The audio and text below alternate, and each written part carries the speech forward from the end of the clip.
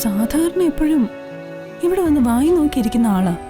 ഒന്ന് കാണണമെന്ന് വെച്ച് അന്വേഷിച്ചപ്പോ കാണാനില്ല.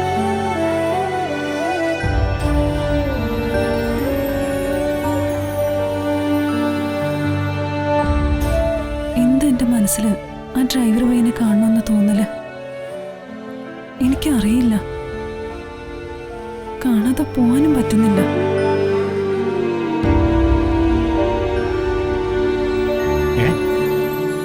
ചിന്നു, മോളെ നീ ഇതുവരെ പോയില്ലേ? അത് ഞാൻ അയാളെ ഒന്ന് കണ്ടിട്ട്. ആരെ? മഹിയെയോ? ദേ, ഇന്ന് അഡ്മിഷൻ ഡേയാ. സമയത്തിന് അവിടെ ആള് വേണം. മഹിയൊക്കെ പിന്നെ കാണാം. ചിന്നു വേഗം പോകാൻ നോക്ക്. ചെല്ല്.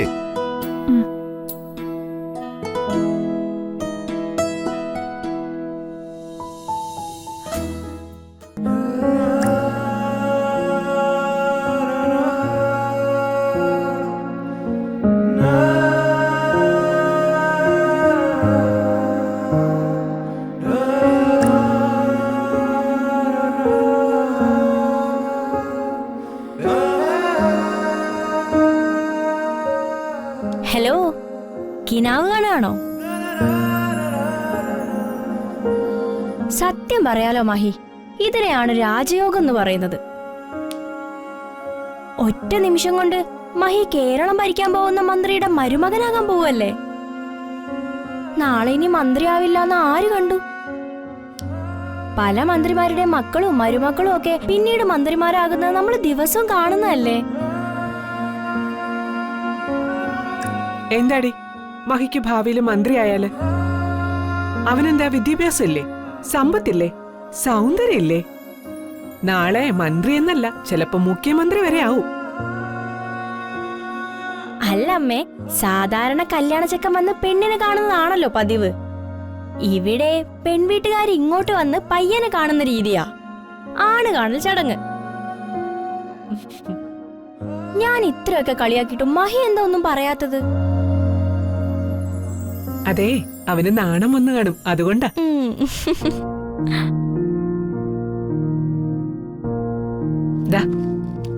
ഇത് വാങ്ങിക്കേ. വാങ്ങു മഹി. ഈ ഡ്രസ് ഇട്ടിട്ട് വേണം നീ അവന്റെ മുന്നിലേക്ക് പോവാൻ. പെണ്ണ് നല്ല സുന്ദരിയാണെന്നാ കേട്ടത്.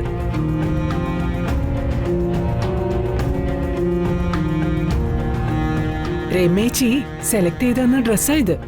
ഇത് നിന്നെ കൊണ്ടിടിക്കാൻ രമേച്ചി എന്നെയാ ചുമതലപ്പെടുത്തിയിരിക്കുന്നത്. ദാ പോയി ഈ ഡ്രസ് ഇട്ടോണ്ട് വാ. വാങ്ങിക്കും മഹി, ദേ അവരിപ്പ എത്തും. ആന്റി, എനിക്കിപ്പോ കല്യാണം കഴിക്കണ്ട. ഇപ്പോന്ന് പറഞ്ഞ നാളെ മറ്റന്നാളെ ഒന്നും കല്യാണം നടക്കില്ല. ഈ ചെറുക്കൻ്റെ ഒരു കാര്യം. പിടി, പോയി ഡ്രസ് മാറിയിട്ട് വാ.